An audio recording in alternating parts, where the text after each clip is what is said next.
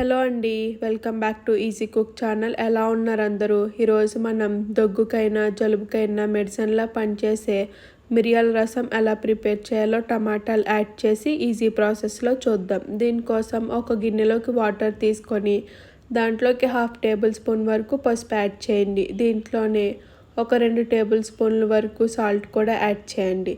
నేను ఇక్కడ కలర్ కోసం 1/2 టేబుల్ స్పూన్ వరకు కారం యాడ్ చేస్తున్నాను. మీకు ఇష్టం ఉంటే యాడ్ చేయొచ్చు, లేకపోతే స్కిప్ చేయొచ్చు. కారం యాడ్ చేసిన తర్వాత దీంట్లోకి కొన్ని మెంతులు, ఒక 1/2 టేబుల్ స్పూన్ వరకు మిరియాలు, ఒక 1/2 టేబుల్ స్పూన్ వరకు ధనియాలు, ఒక 1/2 టేబుల్ స్పూన్ వరకు జీలకర్ర కూడా యాడ్ చేయండి. ఇవన్నీ యాడ్ చేయడం వల్ల మనకి ఘాటుతనం అనేది వస్తుంది. దీంట్లో చింతపండు యాడ్ చేస్తాం కాబట్టి మనకి బ్యాలెన్స్ చేయడానికి బెల్లం కూడా యాడ్ చేయండి. దీంట్లోనే ఒక 2 కరివేపాకు రెబ్బలు కూడా యాడ్ చేయండి.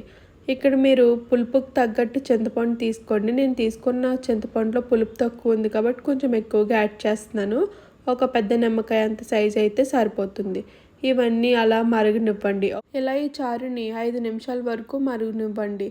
ఇలా మరుగుతూ ఉండగా మనం మిరియాల ముద్దను ప్రిపేర్ చేసుకుందాం. దానికోసం ఒక టేబుల్ స్పూన్ వరకు మిరియాలు, 7 నుండి 8 వరకు వెల్లుల్లి రెబ్బలు కూడా యాడ్ చేసి కచ్చా పచ్చగా గోటంలో దంచుకొని పక్కన పెట్టుకోండి. ఇప్పుడు చారుకు తాలింపు పెడదాం. దానికోసం ఒక 2 నుంచి 3 టేబుల్ స్పూన్ వరకు ఆయిల్ యాడ్ చేసుకొని దాంట్లోకి కొన్ని మెంతులు, ఒక టేబుల్ స్పూన్ వరకు ధనియాలు, ఒక 1/2 టేబుల్ స్పూన్ వరకు జీలకర్ర యాడ్ చేసి కొంచెం ఫ్రై అవనివ్వండి. దీంట్లోనే ఒక 2-3 ఎండుమిర్చులు తుంచుకొని యాడ్ చేసుకోండి.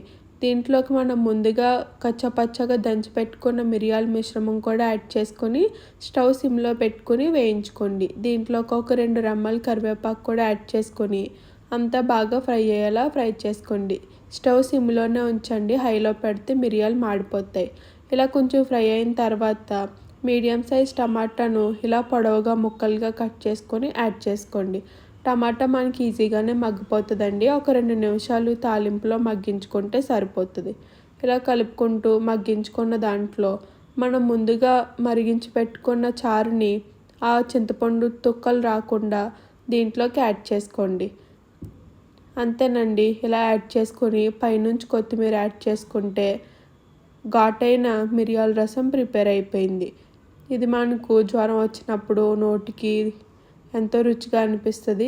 ఈసారి మీరు మిరియాల రసం ప్రిపేర్ చేసినప్పుడు ఈ తీరులో ఒకసారి ప్రిపేర్ చేసి చూడండి, చాలా బాగుంటుంది. థ్యాంక్ యూ అండి. Thank you for watching and subscribe to my channel.